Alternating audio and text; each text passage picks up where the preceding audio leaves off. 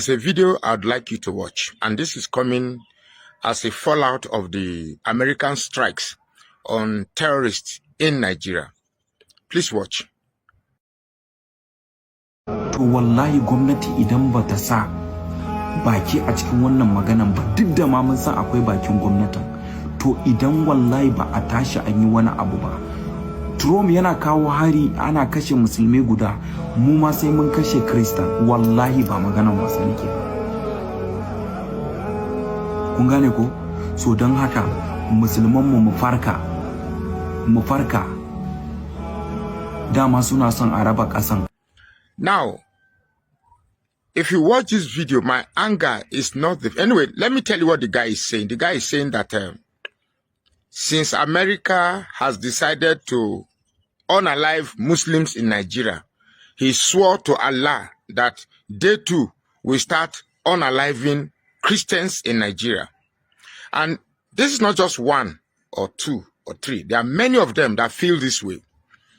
They feel that one, it shouldn't be America, because most Muslims youths in the North are taught to hate America.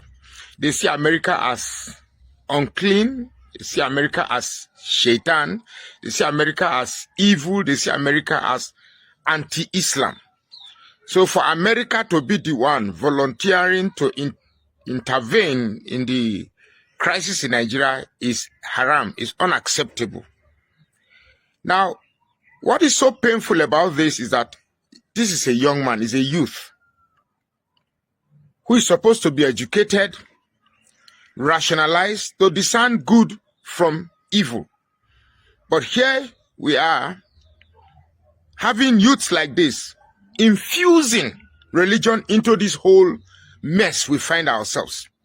And he's calling on Tinubu to intervene and stop the killing of Muslims. In his mind, he doesn't see that terrorists are unaliving innocent people. All he sees that the terrorists are Muslims and therefore should be spared and left alive.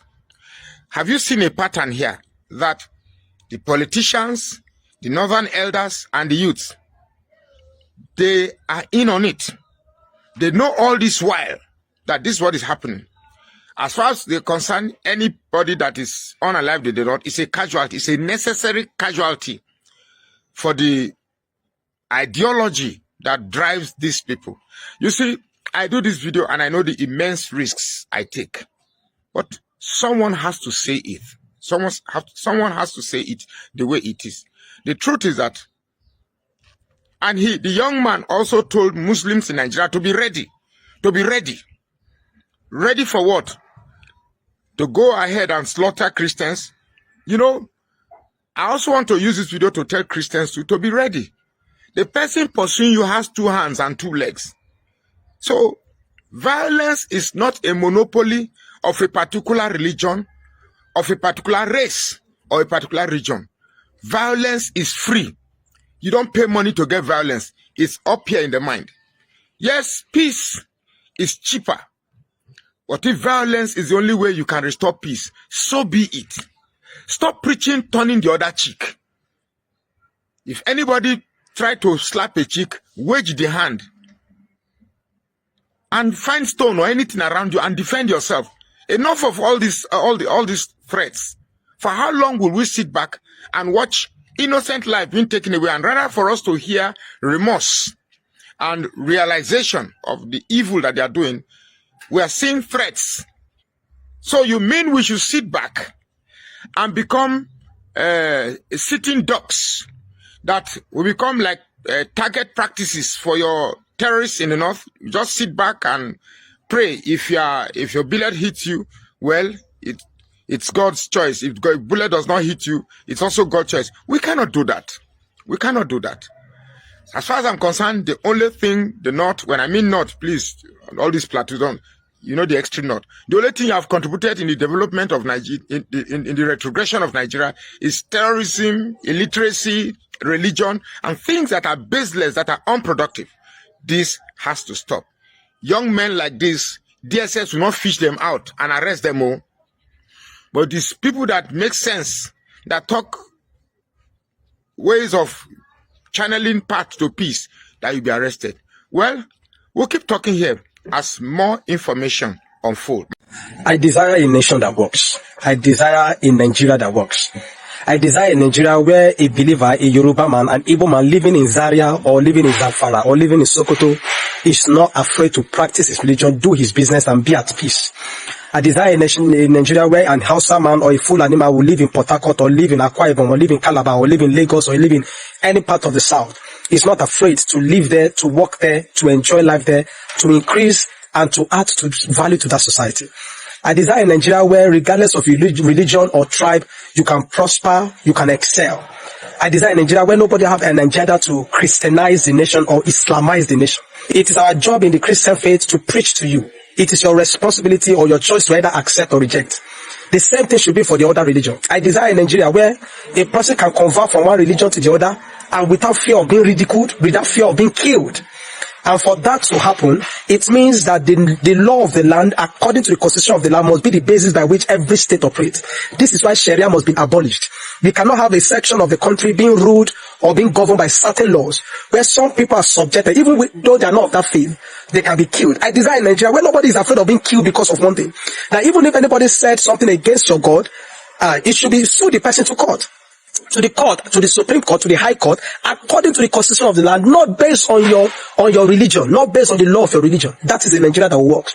If we must prosper, if we must excel as a nation, it has to be that way. And that is what we desire. But will it be that way? I doubt it. Go to the West. I've been in the West. I was in the West for about 10 days, and that was exactly what you could see. Yorubas, Muslim, Christian living without any fear. This person here is a Christian, the next person in the next door is a Muslim, the next person everybody live. That is the nation that will work. When you go to any part of the north and you find that there are some areas that are majorly Christians and there are some areas that are majorly Muslims. That is what you find in the north because people are afraid of mingling, of living together. Unlike in the West, I think the Muslims in the north should go and learn from the Muslim in the south how Islam is properly being practiced, where people within a family of 5, 2 are practicing Islam, 3 are practicing Christianity, the mother is a Christian, the father is a Muslim, and they're living in peace. That is the way it's supposed to be. Not where somebody converts from one religion to the other and is afraid and is being persecuted because of faith. If we must excel as a nation, it has to be that Nigeria, where nobody is afraid of moving from one place to another or changing from one religion to the other, where nobody is being governed by the law of according to his religion.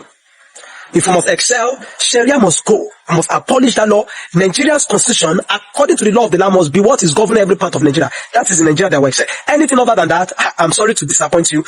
We'll be here 20, 30 years from today. Nothing will have worked. God bless you. The video I did some days ago, some mumu came to my comment section and said, Nigeria is not in crisis. Nigeria is peaceful. So join me to watch this video from a northern scholar.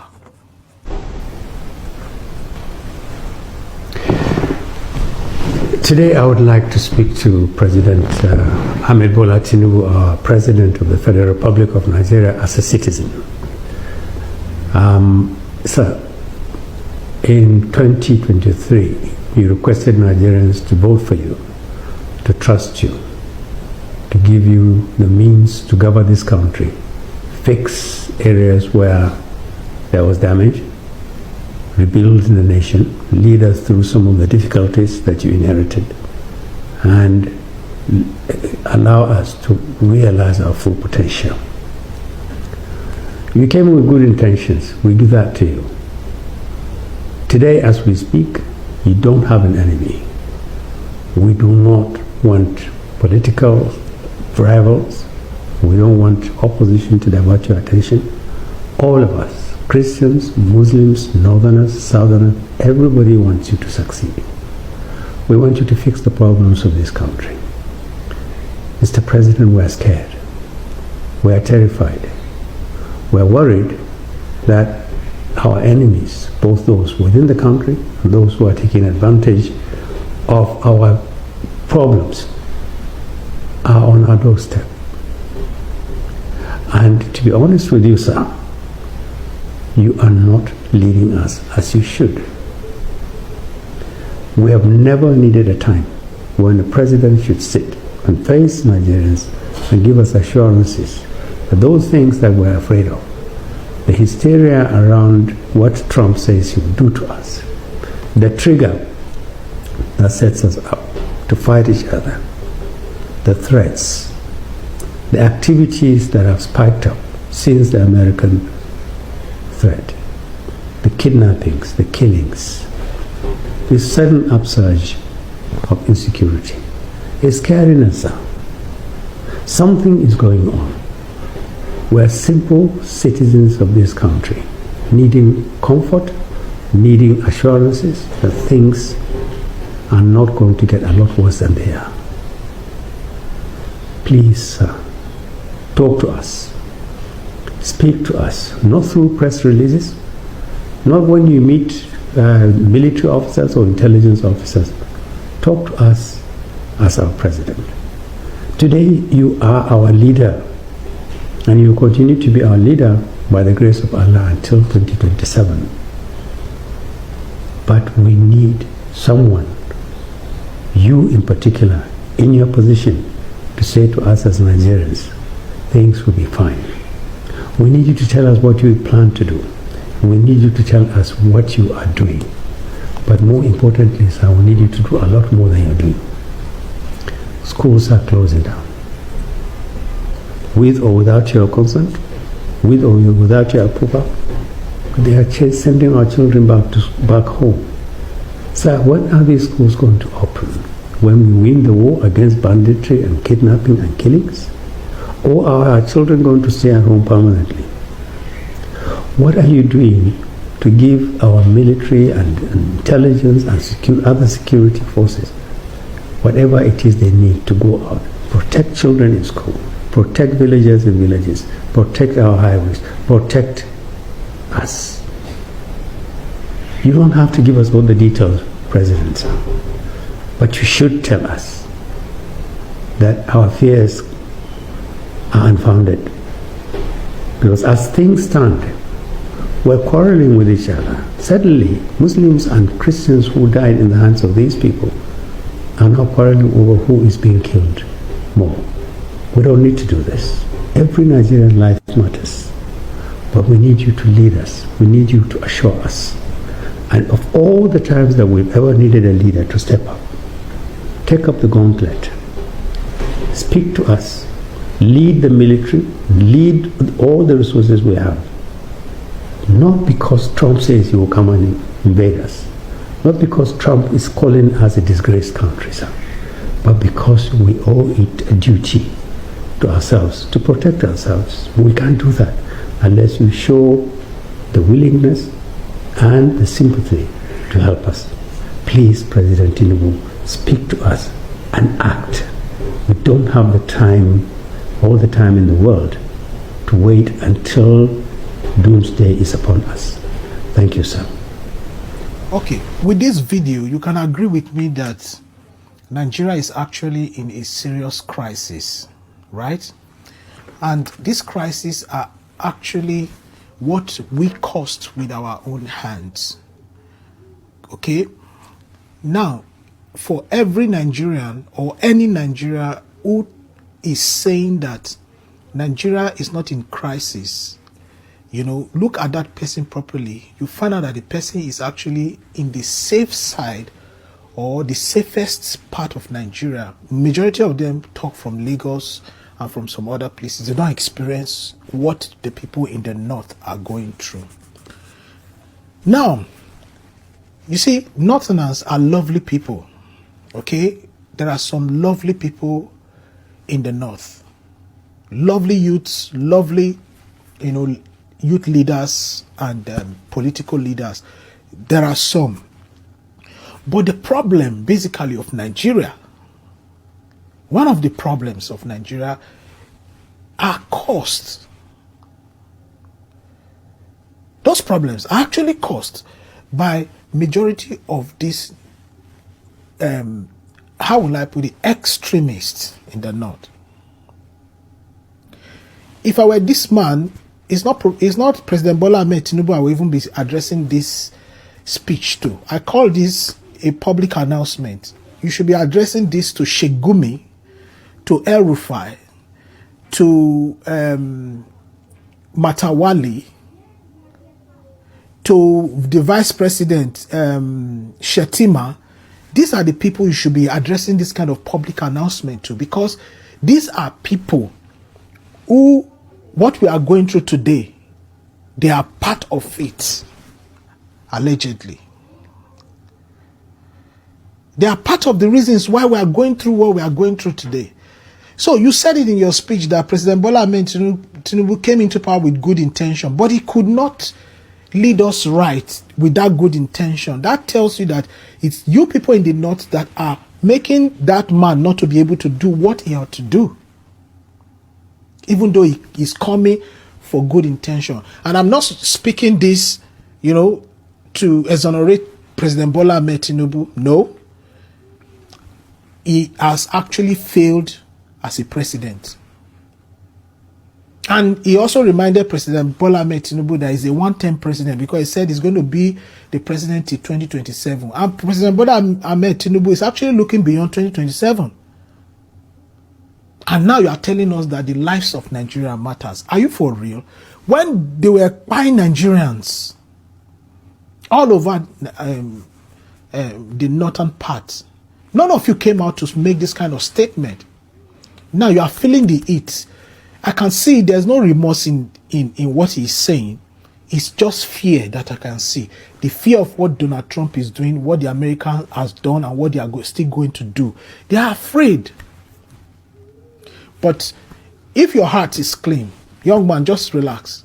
Donald Trump is coming for terrorists, and he's going to flush the terrorists, not Nigerians. Now, this is a video to online ISIS sympathizers, online bandit sympathizers, that usually comes out to say, oh, the thing hit an open farmland. There was nothing. Why Sokoto? Is there anything in Sokoto? At least you can see for yourself, Abi. You can see for yourself. This is from an eyewitness according to Arise. Except maybe you have a bigger platform or a bigger intelligence that is bigger than this, then you can now bring up a counter proof. But funny enough, just like I call them, online bandits, online ISIS sympathizers. That is exactly who they are. And they will try, just like I told you, to downplay everything with propaganda. But the fact is, let me just tell you, Tomahawk is too special to land on an open airfield. Do you get it? Tomahawk is too special to land on an open land. It's not confused people that are firing these things. Precisions. That is the first thing I have to say. So at least shame don't they catch you. Be online ISIS sympathizers them and bandit sympathizers them. Another thing I want to say in this regards is, you see, there's this part of this video that talk about this is a border town to all this Niger, Mali, Burkina Faso. What I'm trying to say is I want to bring the attention of the government, if it is serious in regards to this. These borders needs to be fortified. Possibly, in short, they need to revisit back that saying that C.G. Musa said when he was the chief of defense staff, that we need to build some of our borders with these neighboring states, neighboring countries. Because if you look at it sincerely, if you go to these places, I'm telling you, you hardly differentiate between a Nigerian and a Nigerian. That is how easy it is. And the fact is, even there's a unified language, which is Hausa, that brings about ease of communication. These people go from Niger to Nigeria as if they are going to the market. So the government needs to look into this again.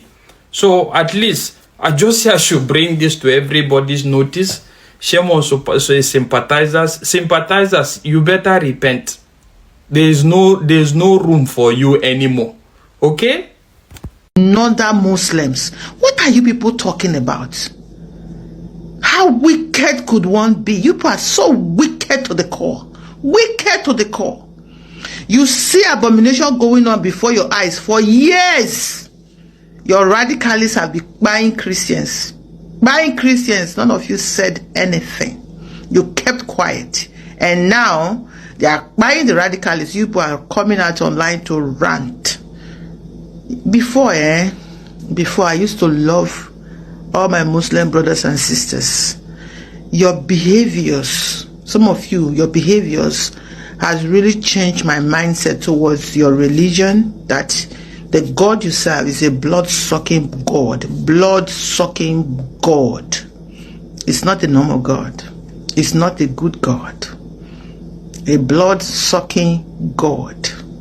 A God that you will kill people for is not a God. A weak God. Because that is not the God of the Bible. I don't understand. You guys are there all this while. Christians are being buyed on daily basis, chased out of their father's land, chased out of their homes. You guys were quiet. You didn't say anything. And now, they're buying the radicalists. You people are ranting online. You guys are crazy. You guys are evil.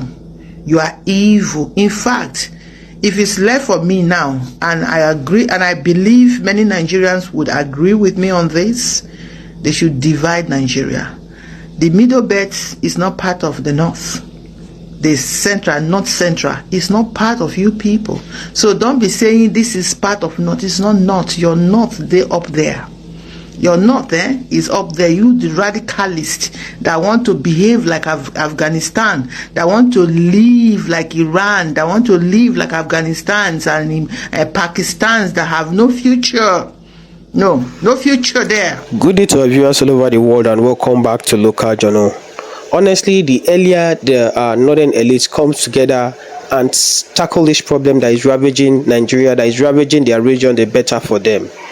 The extreme kind of preaching and sermon they preach to them in the mosques is the major reason why this whole extremism thing is taking a toll and is being taken to another level. And of course, they need to kind of regulate this whole preaching and this imam that are causing this whole problem. This radicalism and radicalization of the youth is going to cause so much problem for the north if nothing is done about it now. And the proper time and the best time to do this whole thing is now. You cannot be kind of practicing extremism and trying to kind of push your own religion against other people's own religion. These are Nigerians living together in peaceful years. But because of the crops of preachers we have in the core northern part today now, who preaches nothing but hate against other religion, are the reason why some of this whole thing is going on. Now, President Trump visited Nigeria based on his promise on 25th of last year, 2025, and we know what happened. But instead of giving kudos to President Trump, all they are coming out to do is to support these whole people, when we know that these people are also killing them, because they have come out to claim that it's not only Christians that these terrorists kill, that they also kill Muslims too. And if these terrorists kill Muslims too, and someone is coming to kind of annihilate these people, aren't you supposed to give kudos to the person helping you to solve this issue? Rather, you're making it a thing about religion. The earlier this whole problem is solved by these northern elites, the better. This is my opinion. Kindly drop what you think about this in the comment section, and if today is your first time to visit our channel, please kindly like, share and subscribe to our channel.